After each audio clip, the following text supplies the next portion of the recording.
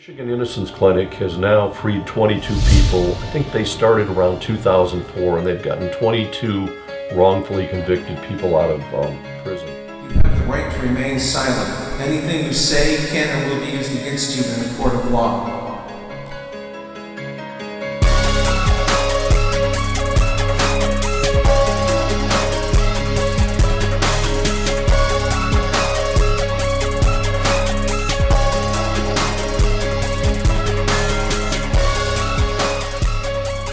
Innocent until proven guilty.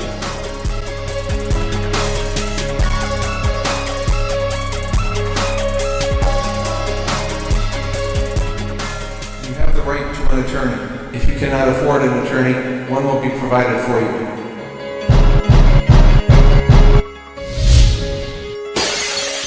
You understand the rights I have just read to you. With these rights in mind, do you wish to speak to me? So these people, you have to have money. Everything revolves around money.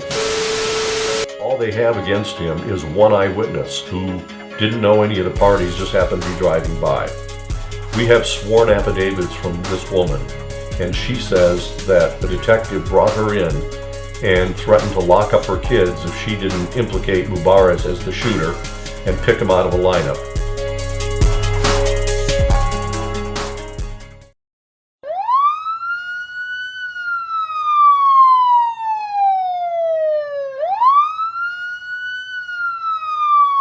Finding lies in an image to tell a lie for a conviction. It's more people innocent who doesn't have a voice to be heard. Listen, please listen. It's something that need to be done about the injustice in Michigan. I was convicted of something I didn't do. Dear pain, I'm writing to seek relief sincerely. Lost in the fire close to me. Severe burns, painful accusations, false accusing, a reason to fight the hailstorms. When the seasons change from that storm, only God knows my heart within me truthfully. Who you say I am has been the case of mistaken identity. The years of the sunflower moments can make up for the flower who missed that precious moment. With your beautiful daughters, walking past delicate shadows without feeling the need to be angry. Right, left, who's wrong, picture frame, the wall of a heart truly forgiving.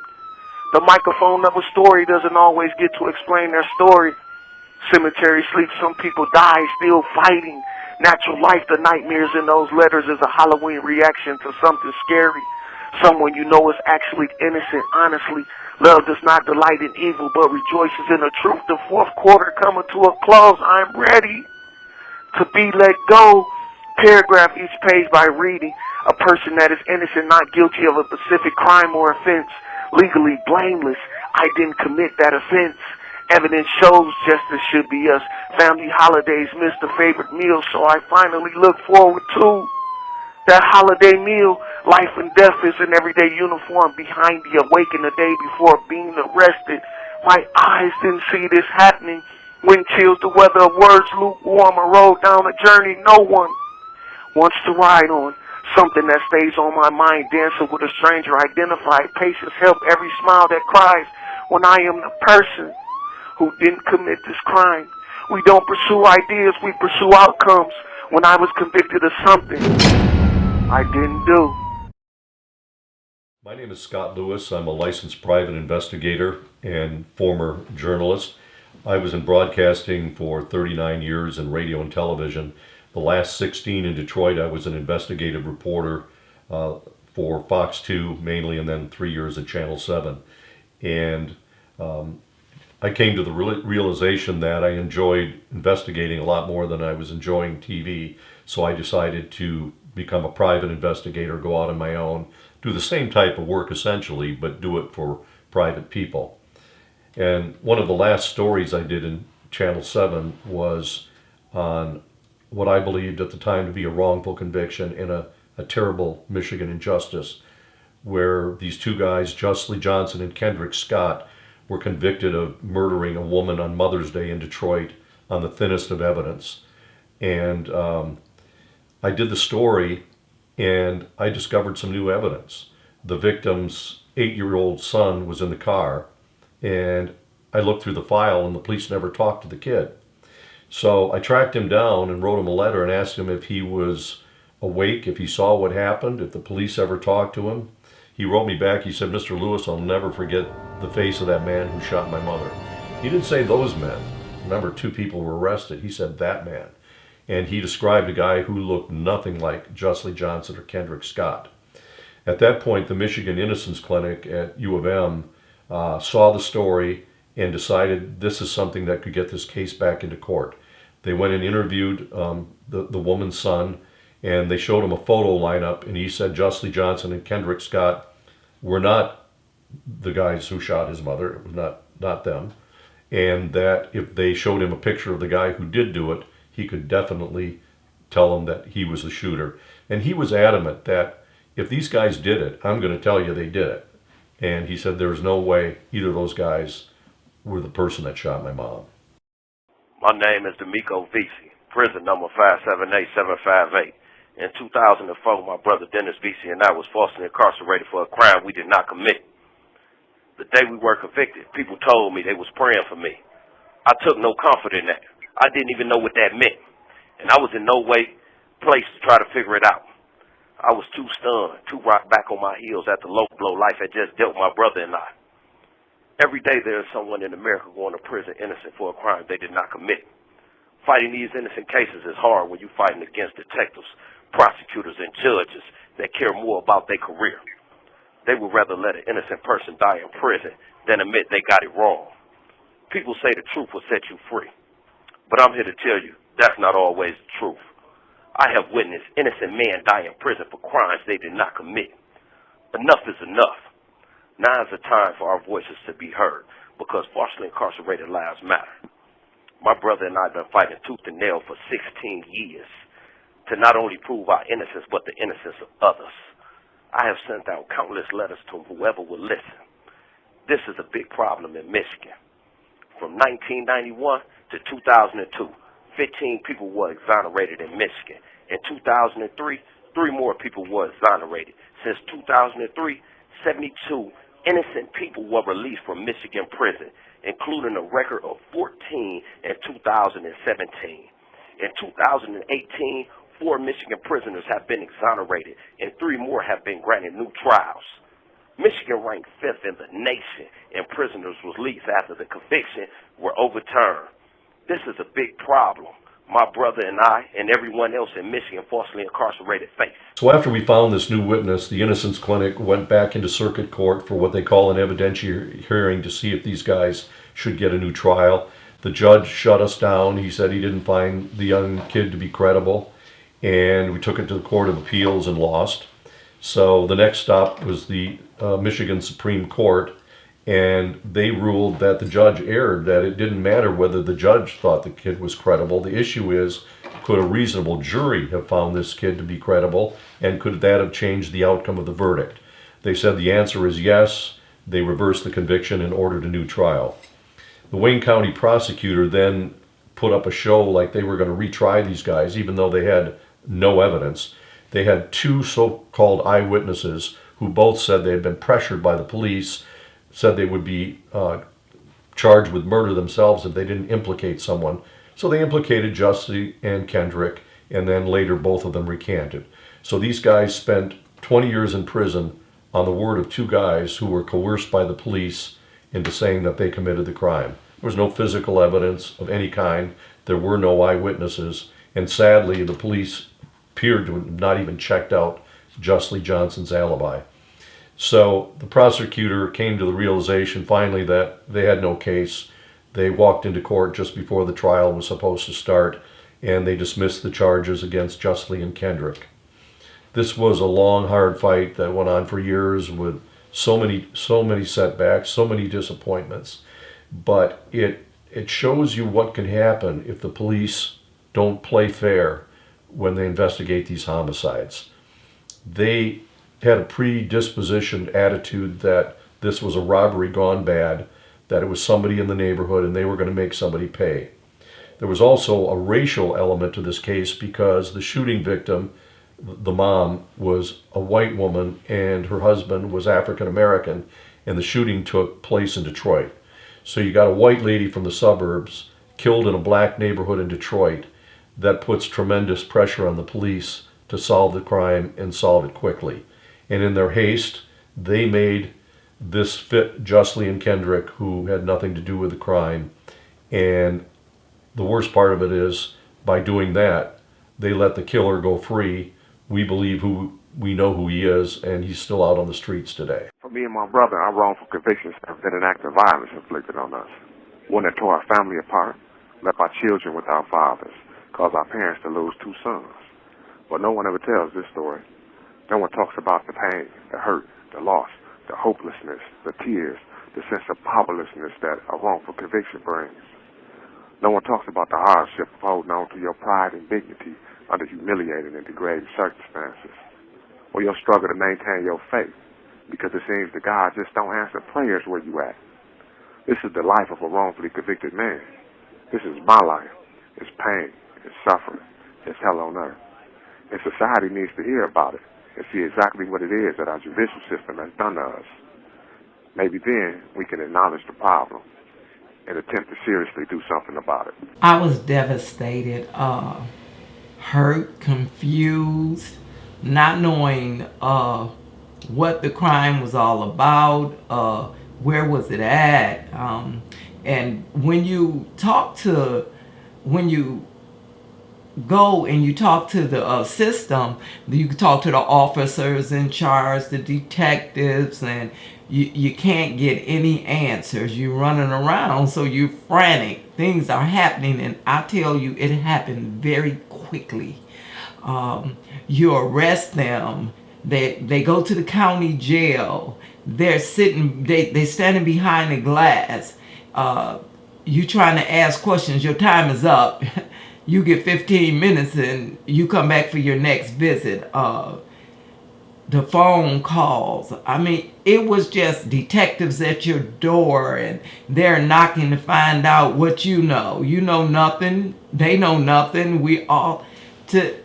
So we were just actually in a state of confusion. Why is our justice system turning a blind eye to innocent people in prison? Why? Only Wayne County got an integrity unit with special prosecutors to investigate innocent people cases. That's not fair to people falsely incarcerated out of other counties, like my brother and I, because Wayne County will only investigate cases from Wayne County.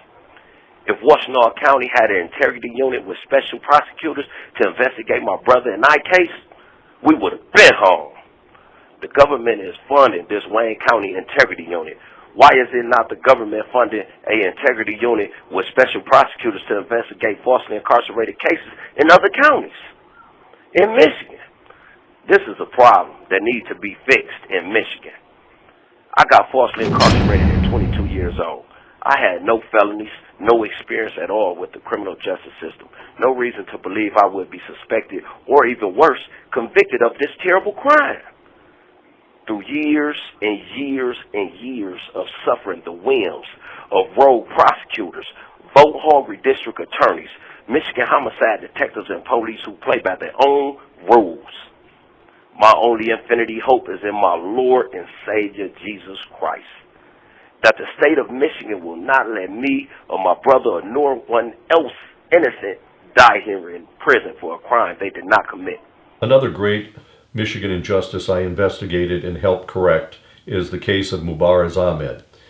It was, I think, 2002. There was a drive-by shooting, drug involved, on the west side of Detroit, and there was only one eyewitness to the crime. The police get an anonymous tip that Spaghetti was the shooter, and Spaghetti was the nickname of Mubarak Ahmed, who was involved in drug dealing. So they pick up Ahmed, and all they have against him is one eyewitness who didn't know any of the parties, just happened to be driving by. We have sworn affidavits from this woman, and she says that a detective brought her in and threatened to lock up her kids if she didn't implicate Mubarak as the shooter and pick him out of a lineup.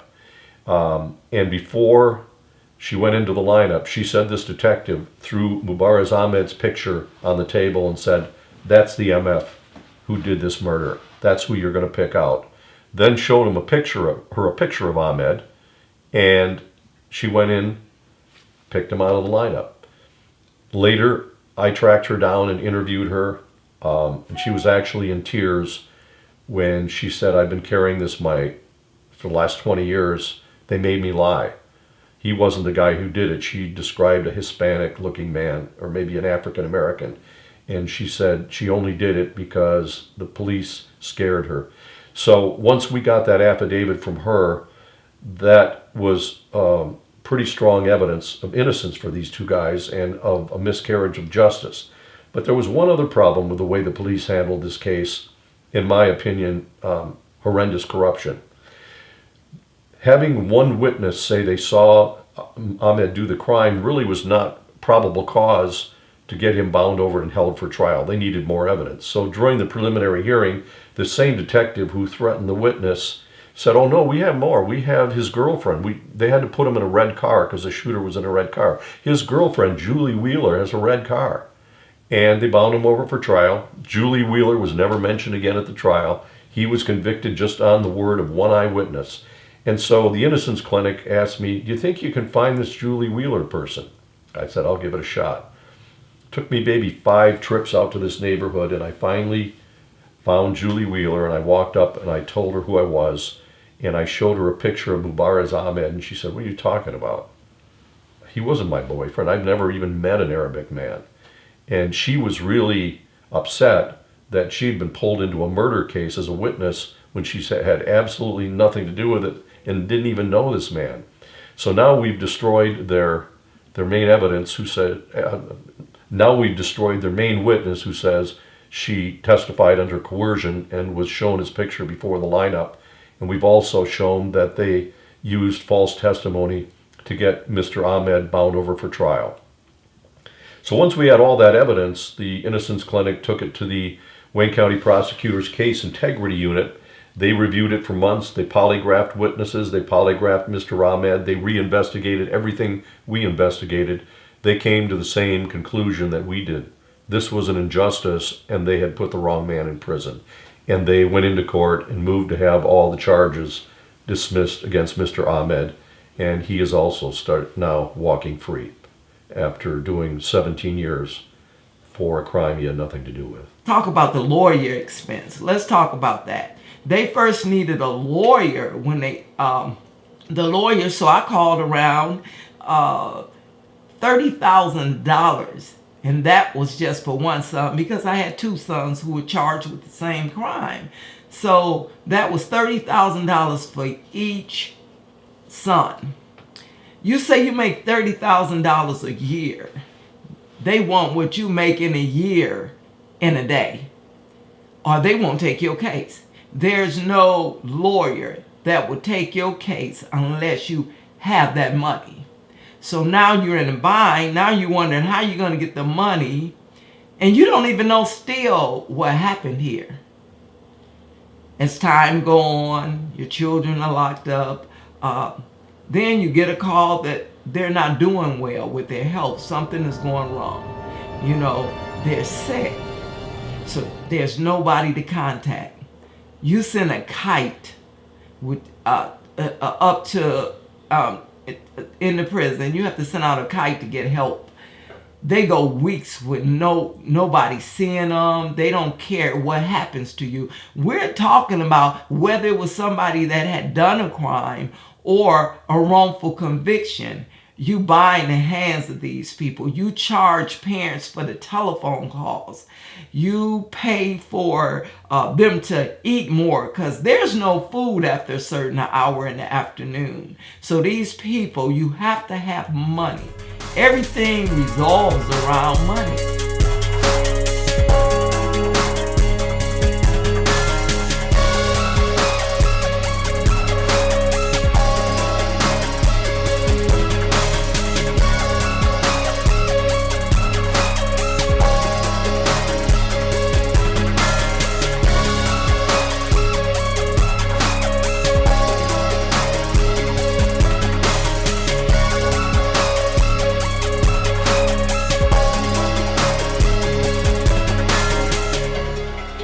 Fingerprints and blood don't lie.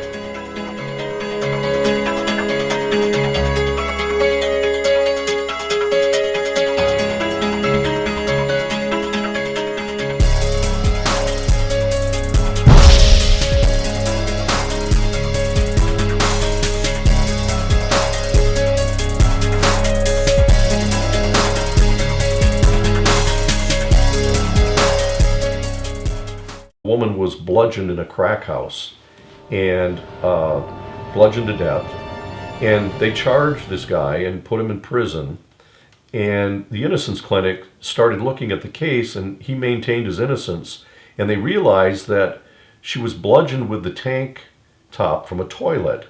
And there was nothing in the file indicating that this had ever been tested in the laboratory. So the clinic called me and said, can you get a meeting? Do you know anybody at homicide? I said, yeah, I do. So set up a meeting, went down there with 2 student lawyers, sat across from this detective, and I said, Mike, we need to have that toilet tank tested. Do you think it's still there? He said, let me make a phone call. He calls down to the property room. They said, it's here. And he said, send it to the Michigan State Police. We want to test it. The test comes back, and there's a fingerprint. The test comes back, and there's a fingerprint in blood on that tank top, which means somebody touched that thing during the crime. And the fingerprint doesn't belong to the guy that's in prison. It belongs to somebody else who was the victim's boyfriend at the time. So once that information came out, the prosecutor initially tried to keep the Innocence Clinic from getting it. They had to go into court to fight to get it. And once they got it back into court, that person was also freed of that crime because fingerprints in blood don't lie. In the mid stage, it was like, okay, now I'm learning a little bit about the system. It gave me a chance now as years went on to learn just how the system works. I found lawyers. We got that over with. That was, now I'm talking to like investigators, sending people out to see what happened and raising money to make these things happen. But I learned that you have to be a fighter. You cannot stop. It does get hard and it does get weary. But I tell you, I have prayed and I have talked to God, and I'm just uplifted now. I'm ready for the fight, and I won't ever stop. I feel my sons, they feel better now. We can see the light. The United States Supreme Court has ruled that it's okay for an innocent man to die in prison, so long as he has received a fair trial. This is the United States Supreme Court speaking. But if you have any kind of decency in you, you know that it's not okay, and something needs to be done about this. Wrongfully convicted men and women are dying in prison and suffering punishments that have been reserved for only the worst of criminals. As a society, what are we doing about this? Well, right now we have innocent clinics and innocent projects that exist in schools and universities all across the country. And they work as attorneys and investigators to free innocent men and women. As of late, we've had a surge of integrity units across Michigan, which are extensions of the prosecutor's offices, and they function in a similar role of the Innocent Project. But these entities don't have nowhere near the money they need to combat wrongful convictions. So the end result turns out being that a few innocent men will be exonerated, but the vast majority will die in prison. That's not good enough. If the problem is lack of funds, then we need to allocate more funds to these programs, because innocent lives are on the line. And not just the lives of the wrongfully convicted, but their sons, their daughters, their parents, and their communities are all being affected. Now, in order to get more money, we need the public help. We need you to contact your local congressman and tell them that you would like to see them push for an effort to allocate more money to programs that work to free the wrongfully convicted. There's an arson case where a man in Pontiac went to prison for life with no parole because sadly 3 or 4 kids died in a house fire. The guy's daughter called me and said, my dad didn't do this crime, Mr. Lewis, can you help us out? So I started investigating. I pulled the file, and I realized that we need an arson expert here because I don't know anything about fire investigation. And I had an old friend named Bob Trenkle, who was an arson investigator in Detroit for many years, top of his game, one of the best in the country. And I said, Bob, we've got a situation here where we've got a man that I think is in prison for something he didn't do, and we need a fire expert. His daughter doesn't have much money. Will you help me out? So Bob and I decided we'd work for free. And what happened when this fire went down is the police said it was a firebomb tossed on the front porch of the house. And Bob noted in going through the files that there was a space heater in the children's bedroom. And so he said, do you think we can get this space heater? And I said, well, there's a Freedom of Information Act, but I always go after documents. I've never gone after an object, but what the heck, I'll give it a try. So I filed this FOIA to examine the space heater, and they said, yeah, we have it. Come on up and look at it. So Bob and I went up, and they took this big space heater out of the bag, and I could see the expression on Bob's face like, we just hit it. We just found it. And when we got outside, I said, what did you see, Bob? And he said, the cord on the space heater was spliced. They used a small lamp cord and spliced it onto a heavy-duty cord for a space heater, which draws a lot of current. That cord heated up so much that it melted the strands of the smaller wire into a solid piece. He said that's what started the fire. This was not even an arson. This was an accidental fire, and they've got a man in prison for murdering 4 kids, and it didn't happen that way. The other thing that was odd about this fire is that they claim the Molotov cocktail was thrown on the porch. Directly behind the porch, you walk into the living room, and then off to the left was the kids' bedroom where the children die. And what Bob noticed right away is that the fire in the kids' bedroom burned all the way through the roof of the house. But the living room, which was between the porch and the bedroom, it didn't even go through the ceiling. And Bob said to me, Scott, a fire doesn't start on a porch, bounce through the living room, and then go into a bedroom and burn through the roof. So that's a case that I feel very strongly about. It's still under investigation. We haven't gotten to the point where anything has been filed. The Innocence Clinic is still looking at it. But it's a case that I fully believe is an injustice, and I believe that before long, this is another guy we'll see walking out of prison. My brother and I have been fighting for our freedom inside these prison cells, relentlessly having our families and friends protest in front of courthouses, doing documentaries on falsely incarceration and many other things. And we won't stop until we get justice. Not only for us, but for everyone and anyone that's been falsely incarcerated. Because when prosecutors or any law enforcement officials choose to hide exculpatory evidence, when winning becomes more important than playing by the rules, no system of regulation can effectively eliminate the risk of letting an innocent person die in prison. From day one, my brother and I have been treated guilty until proven innocent. That's supposed to be the other way around. But this is how the criminal justice works in our court of public opinion, and not the facts or evidence. I know firsthand how captivity does brutal things to a man, no matter what he's done to lose his freedom. So just imagine what it's doing to falsely incarcerated people like my brother and I. We are fighting to survive, fully focused on the dilemmas we face every day, daily, surrounded by violence and anger, ignorance and cruelty. How do I stay alive? How do I get out of here? This is not a hypothetical problem. This is a broken justice system that only my Lord and Savior Jesus Christ can fix. So in Jesus' name, I pray that me and my brother and anyone else falsely incarcerated get justice. Amen.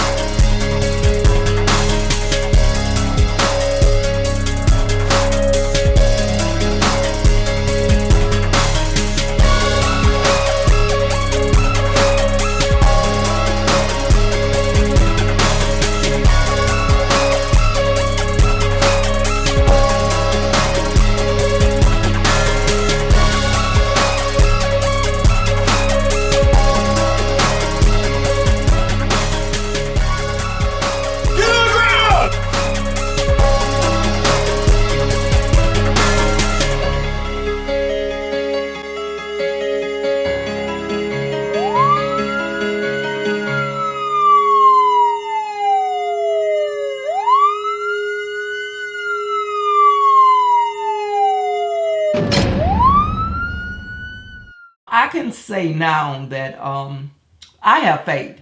I can say now, let me lift up some other people. I know without a shadow of a doubt my kids are coming home.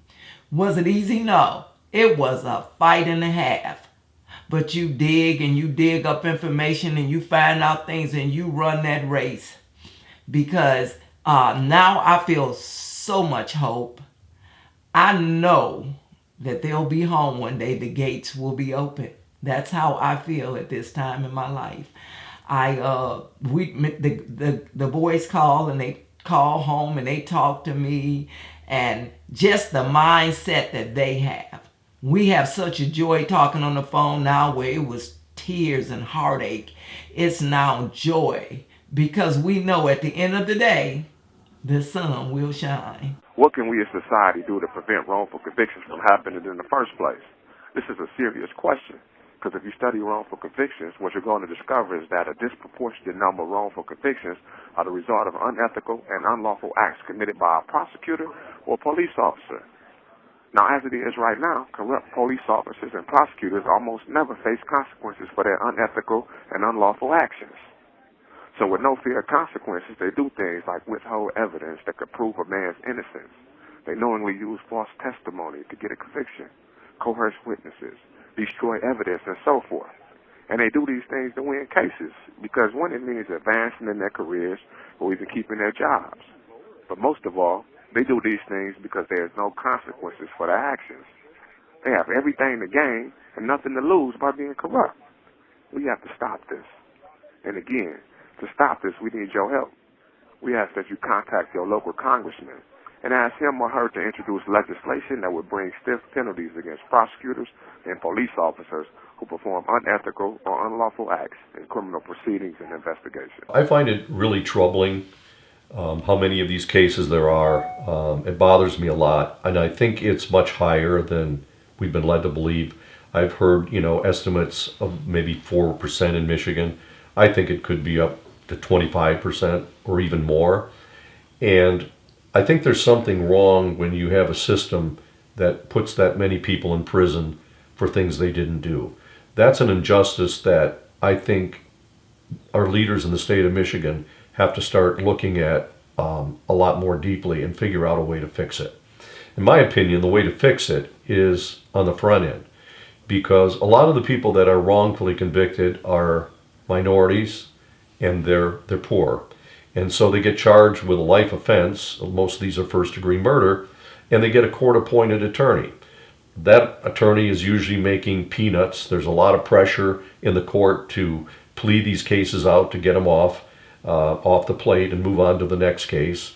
And I think very often these guys don't get good legal representation on the front end, and they also get no investigators. They don't get good private investigators. So you got the prosecutor with all the resources of the Detroit police, the state police, the Wayne County prosecutors, investigators. Then you've got a court-appointed attorney making no money, and private investigator or not, if they have one, they're not making any money either. So I think the system has to be improved on the front end so everybody gets a fair trial, whether you have a lot of money or no money at all.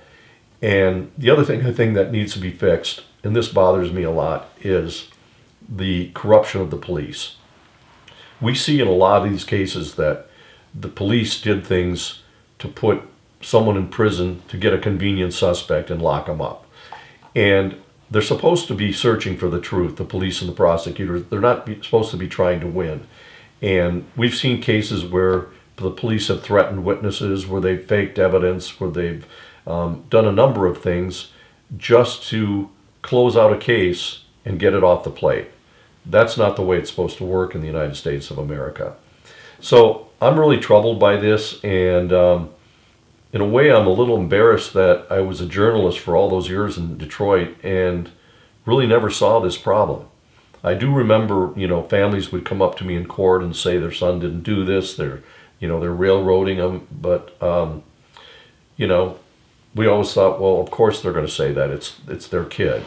And the other problem, if you're a journalist and somebody tells you my son didn't do this, how much time and money is a TV station going to devote to investigating that case that's now before a jury? You just have to let the process roll. The other thing is, I think there's kind of a problem with the mindset of jurors. I see people getting put away for life for crimes on the flimsiest of evidence, like one eyewitness. The number one reason that people go to prison wrongfully is faulty eyewitness testimony. Yet these juries will get one witness who sees something in a flash, says he's the guy that did it, and they'll put a person in prison for life on that kind of evidence. To me, I think juries need to take the presumption of innocence more seriously. A person is presumed innocent until proven guilty, beyond a reasonable doubt. And they should think more about what a reasonable doubt is. Sometimes I believe jurors get the attitude, if this person didn't do this, the cops wouldn't have him sitting here. That's not the way it's supposed to work. Innocent until proven guilty. I'd like to thank all those out there who fight to get guys from up out of here that's been falsely incarcerated, like the Innocent Clinic, Centurion Ministries, Claudia Whitman, Scott Lewis, Bill Proctor, and everyone else who out there fighting hard for guys who've been falsely incarcerated in behind these prison walls. The Michigan Innocence Clinic has now freed 22 people. I think they started around 2004, and they've gotten 22 wrongfully convicted people out of prison. You have the right to remain silent. Anything you say can and will be used against you in a court of law.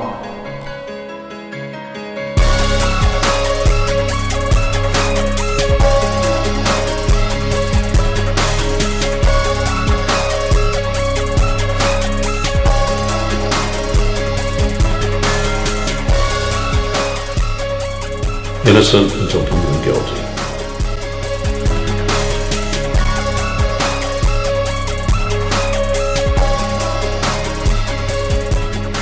You have the right to an attorney. If you cannot afford an attorney, one will be provided for you.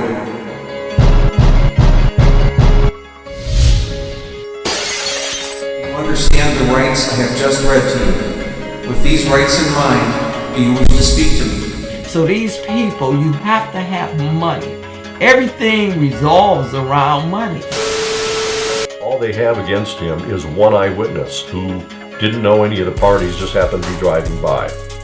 We have sworn affidavits from this woman, and she says that the detective brought her in and threatened to lock up her kids if she didn't implicate Mubarak as the shooter and pick him out of a lineup.